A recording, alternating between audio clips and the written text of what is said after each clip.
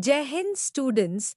आज की इस वीडियो में हम सीखेंगे how to translate a Hindi story to English.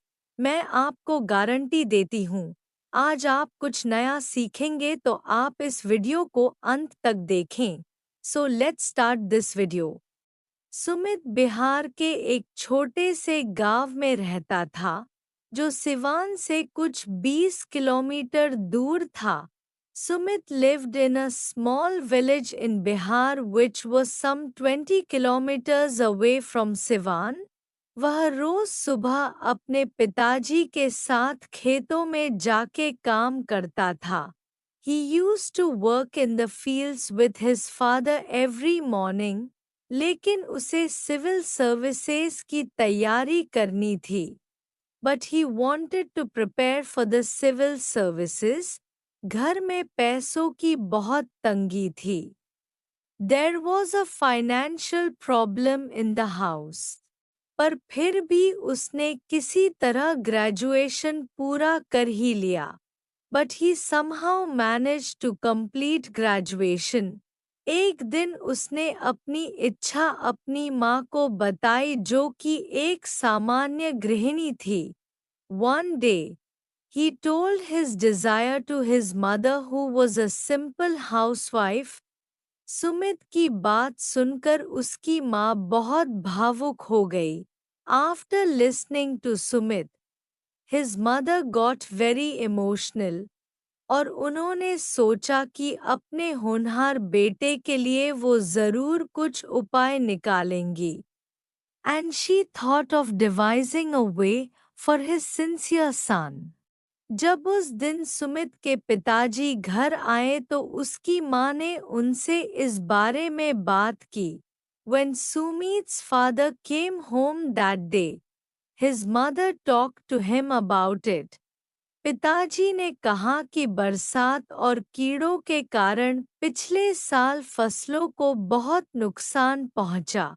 Sumit's father said that due to rains and pesticides, crops had been severely damaged last year. उन्होंने अपनी पत्नी को समझाने की कोशिश की। ऐसे हालातों में पढ़ाई पर खर्च करना बिल्कुल भी संभव नहीं है। He tried to convince his wife in such circumstances it was not possible at all. Sumit की माँ यह बात सुनकर निराश जरूर हुई, फिर भी उन्होंने उम्मीद नहीं छोड़ी। Although Sumit's mother was dismayed by listening to this, she didn't lose hope. उन्होंने अचार और पापड़ के गृह उद्योग की शुरुआत की। She started a pickle and wafers home business. कुछ ही महीनों में अच्छे खासे पैसे आने लगे और अच्छी बारिश के कारण फसलें भी काफी अच्छी हुईं। Within a few months, a good amount of money started coming in, and due to good rains, the crops were also quite good. अब सुमित के घर की आर्थिक स्थिति थोड़ी बेहतर होने लगी। Now, the financial condition of Sumit's house started improving. Sumit ने यह सब महसूस किया, लेकिन अपने माता पिता पर बोझ न डालने के कारण से उसने फिर से अपनी इच्छा की बात नहीं की।